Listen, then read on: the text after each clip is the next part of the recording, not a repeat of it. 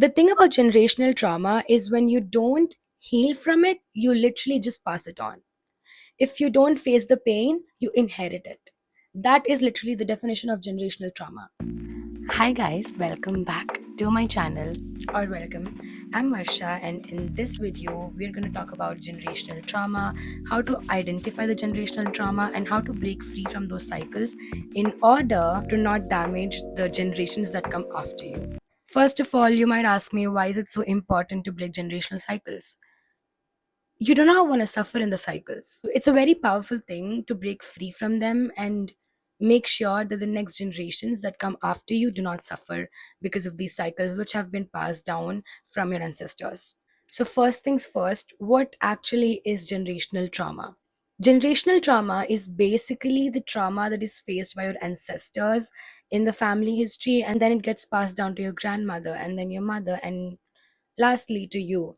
And most of the times when people do this, when people pass down the trauma, and when they choose various approaches that can damage you psychologically because of the generational trauma, are not identified by the people who pass it down to you. Or generational trauma can look like a continuous cycle of abuse, which can be either physical abuse, mental abuse, or emotional abuse through various generations of your family. A lot of times, generational trauma is very hard to recognize, and without realizing, even we might adapt to these behaviors that are harmful and which we might end up passing on to the next generation that might come after us. And now you might ask me, why is it so important to break free from these cycles? You deserve freedom. You deserve to look at life through a different lens than your grandmother and your mother or your other ancestors or relatives. You owe it to yourself to break free from these cycles. Because why do you want to damage yourself? Why do you want to continuously harm yourself again and again? People have harmed you enough. Your childhood was harmful enough. The satisfaction that comes after breaking generational cycles cannot be measured. Yes, it is painful, but every single thing is going to be so worth it. And if you're someone who has been doing it, or if you're someone who has just identified the cycle, and if you don't know what to do next, I am here to help you out. So, first, let's talk about how you can recognize a generational trauma which is being passed down to you. Number one can be psychological or emotional patterns that are being repeated, which are giving rise to emotions like anxiety, depression, and you don't exactly know where they're coming from. And a lot of triggers may feel irrational but a lot more intense. Number two, hypervigilance or overreaction to stress. You're always hyper aware of what to do next, of what might go wrong next, and this keeps you in a state of constant fear and constant stress, and it slowly depletes you emotionally and mentally. And this might even lead to you losing yourself in the journey, which is so not okay. You do not deserve that.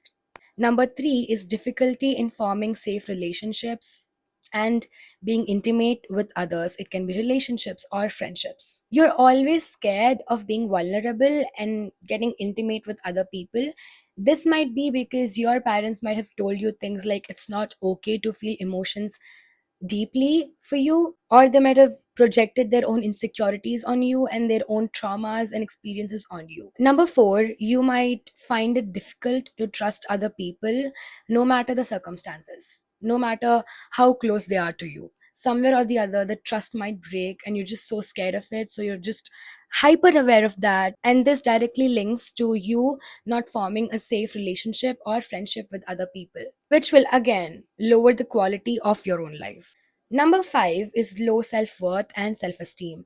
When your previous generations have always projected their insecurities on you, and when they've always expected you to see life or look at life through their lens, through their experiences and their belief systems, it might have a huge impact on how you look at life. And there might be various times when you end up internally criticizing yourself because of the way the other people might have perceived you in your family, or they might have wanted you to be a certain way which fits into their criteria and their category of perfectionism. And this type of shame and this type of internal criticism doesn't come from personal experiences but from things that have been told to you from a very young age from the previous generations. Number six is family dynamics and relationship patterns that you might have grown up around. Now, this is very common. You might have grown up around parents who are emotionally unavailable for each other as partners and as parents as well. Because of all this, you might end up choosing friendships and relationships that mimic those kind of conflicts that you have grown up around. That is the repetition of your cycle. And when you and when it clicks in your brain that okay, this is exactly like how my mom and my dad used to be in a very toxic way, I need to cut it. That's how you identify these cycles. And number seven is inherited coping mechanisms. Now, let's say, for example, your mom always has the habit of complaining and holding grudges onto people and always talking about the negative experiences that she went through in her life. Now, you might inherit these things if you're constantly around her. You might have this habit of coping through always complaining, always focusing on the bad side of things, and holding grudges against people. And nothing of this might not even favor you, but you just catch yourself in this continuous cycle of doing so. That is a cycle, and you need to cut that because it's not healthy for you. And a lot of times, people might tell you things like, you're supposed to be strong. You're supposed to go through this because your mom went through the same thing. You're supposed to act like it's normal. You're supposed to wear this. You're supposed to wear that. That is also generational trauma because the way they look at short clothes or the way they look at bikinis or whatever, there's a high chance that you might feel insecure of wearing those clothes in the future because you have the same beliefs as your ancestors, your grandparents, or your mother, anyone as such. You always need to be aware that whatever your parents say to you come from their own belief systems, from what they have been taught their entire lives, and it doesn't apply to us. You can choose to believe whatever you want to believe in. And if your parents don't believe that, it's fine, it's okay. That means you're breaking a cycle. That means you're ready to break free from it. You have enough courage to do so. You have the guts, you have the audacity. And I know it's not everybody's cup of tea, but if you think you deserve a better life, then you have to break free from all these generational cycles and traumas in order for you to live a better life and in order for your coming generation to lead a better, good quality life. Now, let's talk about the ways that you can heal from these cycles and traumas. Number one, professional therapy. Now, a lot of you might be like, no, it's not going to help. But the thing about therapy is it is a very slow, ugly process. The more you expose yourself to therapy, the more you get to know yourself, the more you get to know what has been going wrong in the past generations, the more you get to know about your issues and what have been passed down to you. So if you really want to identify and deeply know yourself in order to break these cycles, I would highly recommend professional therapy because it works wonders, and you might come out as a completely different person. And if you think your trauma runs really deep and you just can't identify the patterns, etc., I would highly recommend to take therapy. It will definitely help you. If you see signs of hyperindependence, hypervigilance, stressing out over small things, or even not being able to come out of the negative thought patterns, therapy will definitely help you. And yeah, definitely go take therapy. Number two, I am the biggest advocate for this. Move out of your hometown. Literally move out. Because all your life you have been exposed to only these cycles. And you have been seeing life through the lens of these people who have been passing on the generational trauma to you. You need to look at life and you need to experience life through a new lens, through a new perspective, in a new place where you start everything from scratch. And yes, it might be difficult, and yes, you might also not be allowed, but you need to have the guts and the audacity to fight for your life.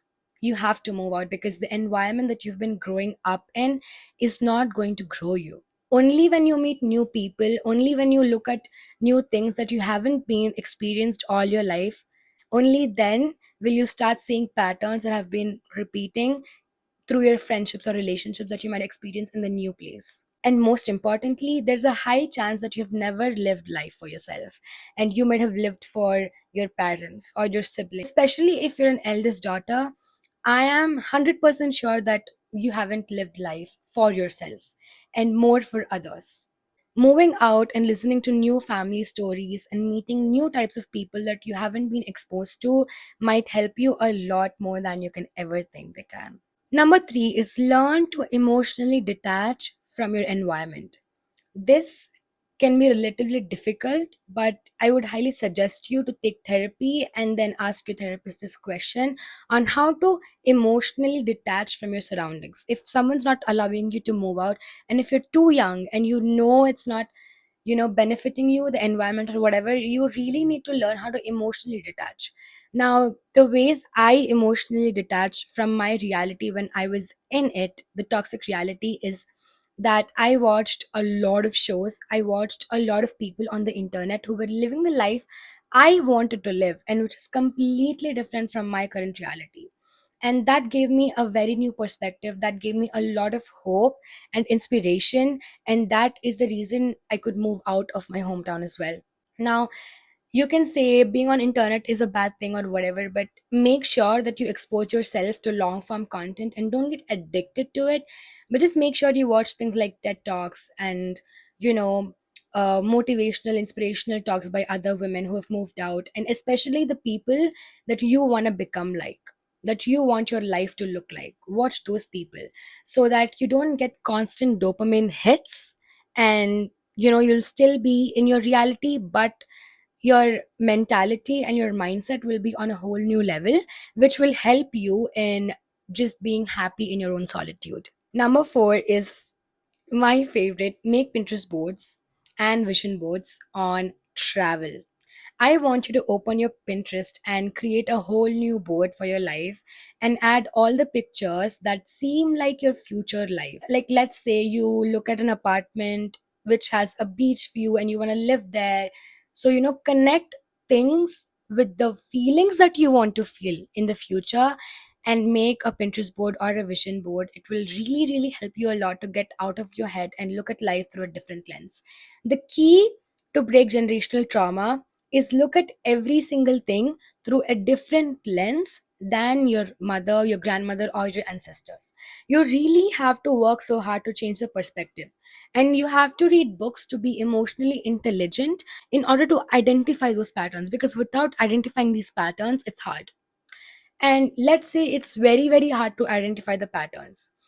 It's important for you to at least know that there is something wrong and you do not want to live your life. And I want you to listen to that calling. I want you to listen to the inner inner you that this is not the life you want. And I want you to have the guts to actually pursue that small whisper that has been going on in your head and running in your head again and again, because that whisper has so much power, and that inner feeling holds a new life that you do not even know exists, and that you do not, and there might be a high chance that you think it's impossible for you. But I want you to listen to that sound. I want you to listen to that whisper and have faith in it and believe in it and just go on with your life, because you do not deserve to be trapped in the generational trauma cycles.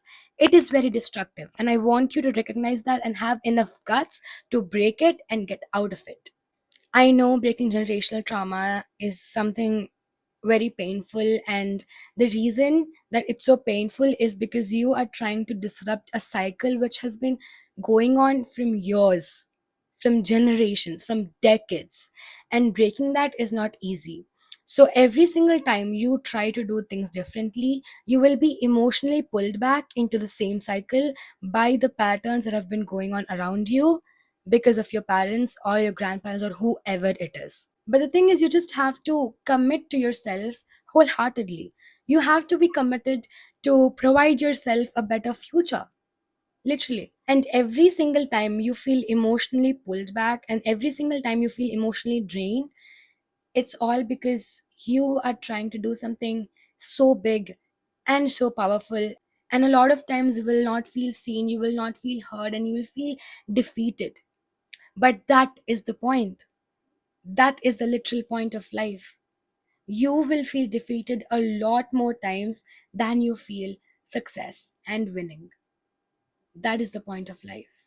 And in order for you to feel your success completely and wholeheartedly, and just be in the feeling and immerse in it, you have to accept the fact that you will lose more than you win. But what will lead you to success is your mindset, your delusion, and your crazy, passionate belief that you have in yourself. And no matter what happens, no matter who supports you or who doesn't, I want you to believe in yourself. I want you to know that you, as a woman, are not weak. You are actually strong. The society has been telling us that we are weak for way too long, which we are not. We are way too strong, and we're just not realizing that. And the moment you start breaking free from these cycles, and the moment you start taking stand for yourself, that is when you realize that you are so freaking powerful, that you are capable of doing shit in life, that you are capable of making your dreams come true. You are a woman. You're not weak. You are so powerful and you're so strong, but you just don't know it yet. And I urge you and I dare you to go find that strength, which is within you. But you have to do a lot of things to find that and to realize that. To every woman who has the guts to break generational cycles, I am with you. I see you and I love you. And I'm so, so, so proud of you for doing so.